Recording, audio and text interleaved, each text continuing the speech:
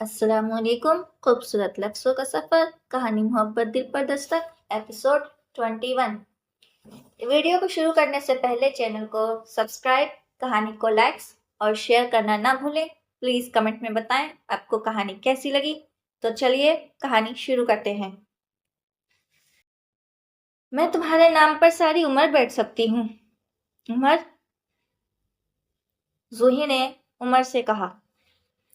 وہ اسے یقین دلانا چاہتی تھی، مگر وہ شاید یقین اور بے یقینی کی تمام حدود پار کر چکا تھا. تبھی تو خود ہی ساری حدود و قنود نافند کر رہا تھا. وہ پتہ نہیں کیا کہہ رہا تھا، اپنی باتوں کی وضاحتوں میں کیا کیا دلائل دے رہا تھا. اسے لگا جیسے وہ بہری ہو گئی ہو. تو یہ سب حقیقت ہے اور میں یہ سب سننے کے بعد بھی زندہ ہوں. عمر کے ہلتے ہونٹوں کو دیکھتے ہوئے وہ ساخت تھی. فاصلے ایسے بھی ہوں گے یہ کبھی سوچا نہ تھا. سامنے بیٹھا تھا میرے اور وہ میرا نہ تھا. آج اس نے درد بھی اپنا علیحدہ کر لیا. آج میں رویا تو وہ میرے سامنے رویا نہ تھا. اور پھر لمحوں میں سارا کھیل ختم ہو گیا. بساط سمٹ گئی.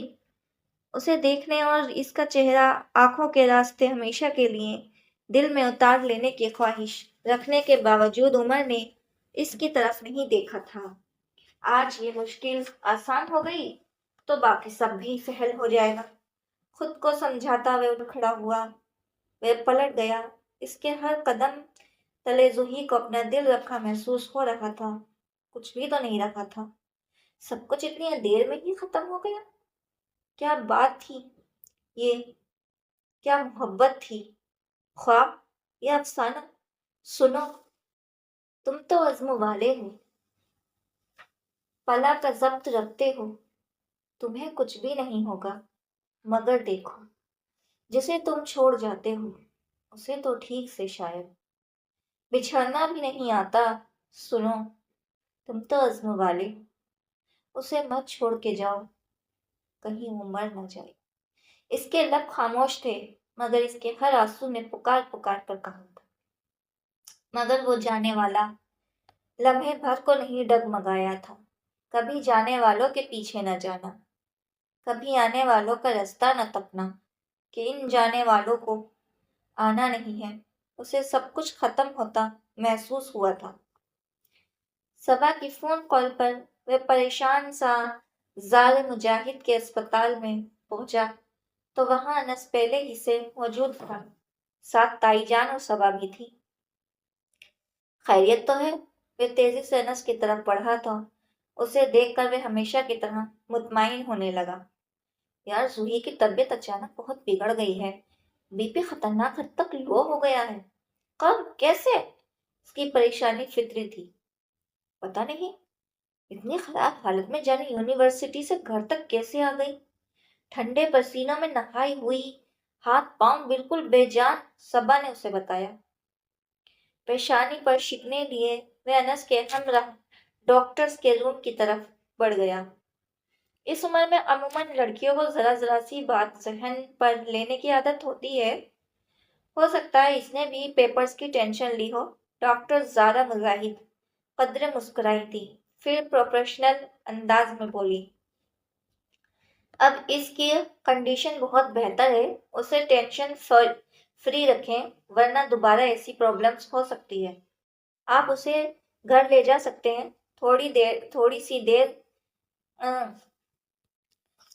تھوڑی سی ویکنیس ہے مگر پراپر کیئر اینڈ ڈائٹ اسے بالکل فٹ کر دے گی.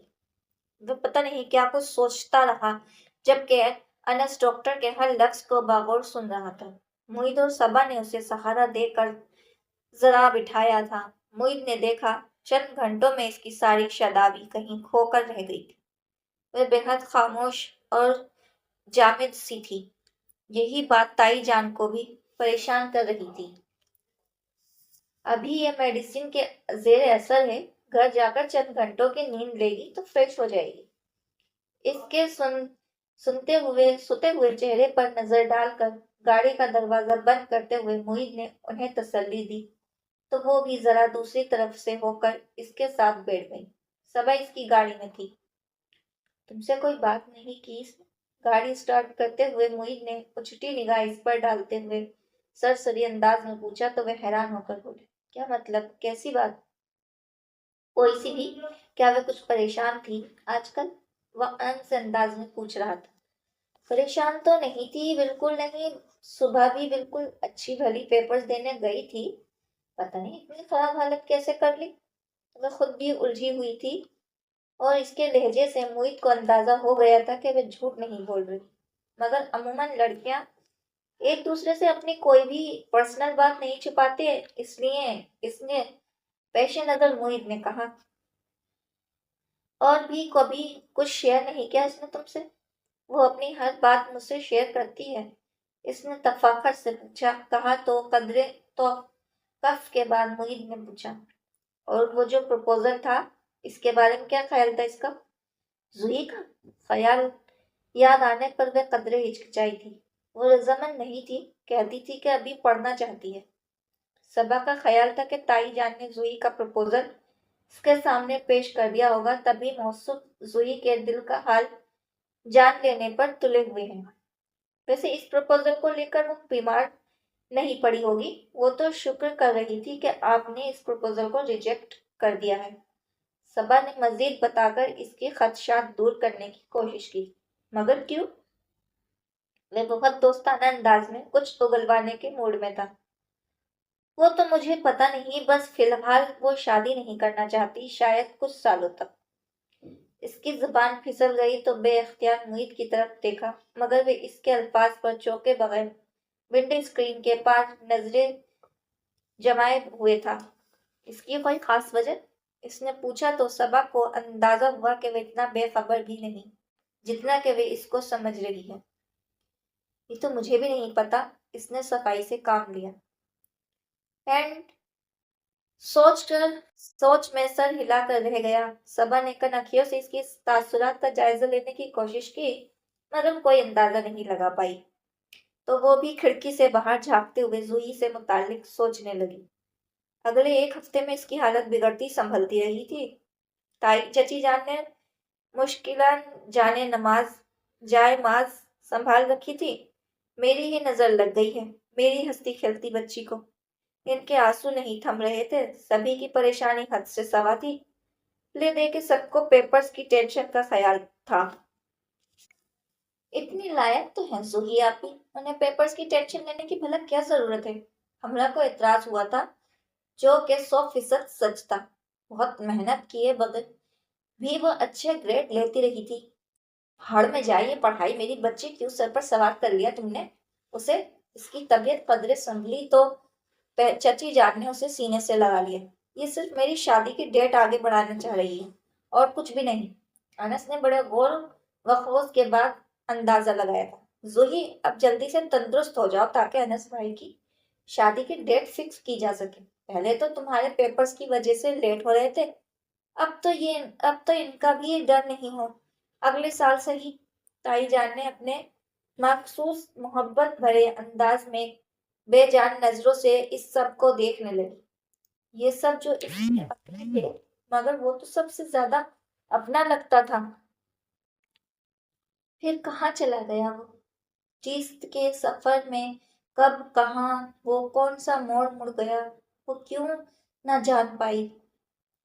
کتنا سہل جانا تھا خوشبوؤں کو چھو لینا، شام کا ہر ایک منظر گھر میں قید کر لینا، روشنی ستاروں کی مٹھیوں میں بھر لینا، جگنوؤں کی باتوں سے پھول جیسے آنگن میں روشنی سی بھر لینا۔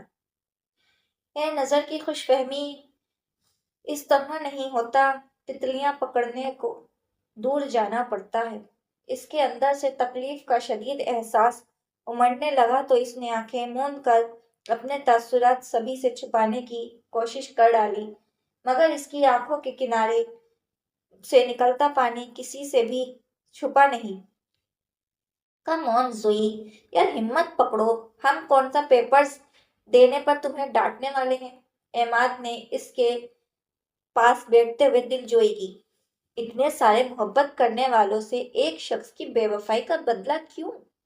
اس کا دل ہمکنے لگا تھا، مگر اتنے سارے محبت کرنے والوں کے ہوتے ہوئے بھی اس دل سے جینے کی امنگ کیوں ختم ہو جاتی ہے؟ وہ اپنی اندرونی اکھاڑ پچھاڑ سے نڈھال ہو رہی تھی۔ صبا نے اس کے پاس بیٹھتے ہوئے اس کا ہاتھ اپنے ہونٹوں سے لگا لیا۔ اب بس کرو نا زوئی، ذرا بھی مزہ نہیں آ رہا تمہارے بغیر۔ اس کی آنکھیں پھیلنے لگیں، اور یہ ان سب کی بے پناہ محبت کا ہی اعجاز تھا کہ اس کی طبیعت سنبھلنے لگی تھی، اور جب وہ اپنے تین خود پر آ گئی، لبادہ چڑھا چکی تھی، تب معید حسن اس کی زخم کو کریدنے موجود ہوا۔ نیم تاریک کمرے میں وہ تکیے سے ٹیک لگائے اپنے بستر پر نیم دراز گمسم سی تھی۔ معید حسین کی موجودگی کو محسوس کرنے کے باوجود اس کی طرف متوجہ نہیں ہوئی تھی، البتہ جب اس نے آگے آ کر لائٹ آن کی تب اس نے ناگواری سے ضرور دیکھا تھا۔ کیسی طبیعت ہے اب تمہاری؟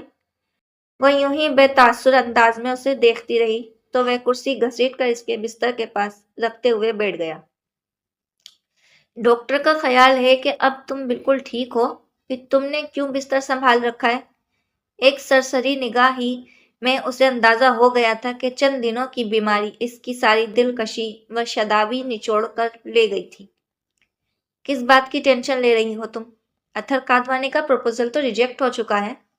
اس نے اپنی بات کہہ کر زوہی کا رد عمل دیکھنا چاہا، مگر وہ ہنوز جامد و ساکت بیٹھی تھی۔ تمہاری وجہ سے سارا گھر ڈسٹرب ہے، مگر تمہیں کسی کی کوئی پرواہ نہیں ہے۔ گھر میں تمہیں کسی بھی مسئلے کا پتہ نہیں ہے، پھر تم اپنے مسئلے سے ان سب کو کیوں پریشان کر رہی ہو؟ اب کی بار اس نے قدرے سختی سے پوچھا تو وہ جیسے پھٹ پڑی۔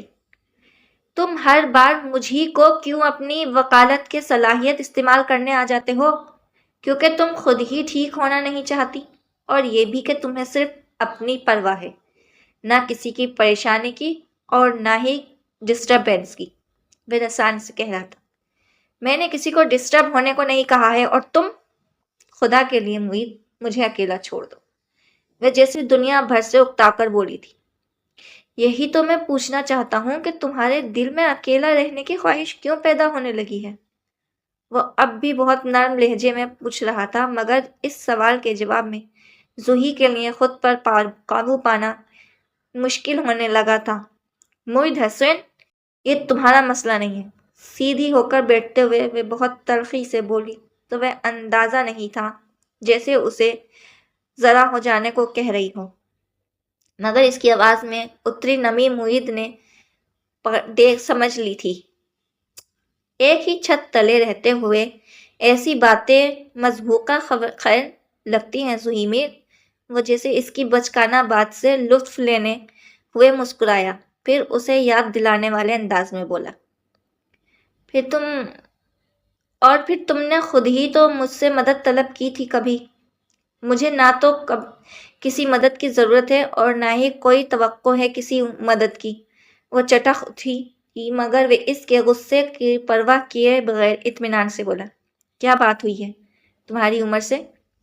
اس کے دل کے تاروں پر بہت اونچا ہاتھ پڑا تھا۔ نہ نام، یہ سوال۔ کتنے ہی دن لگے تھے اسے اس ٹینشن سے آزاد ہونے میں، اور جب بدوقت تمام وہ اپنی کرچی سمیٹ کر زندگی کی طرف لوٹنے لگی تھی تو یہ سوال پھر اپنی پوری صفاقی کے ساتھ اس کے سامنے آ کھڑا ہوا۔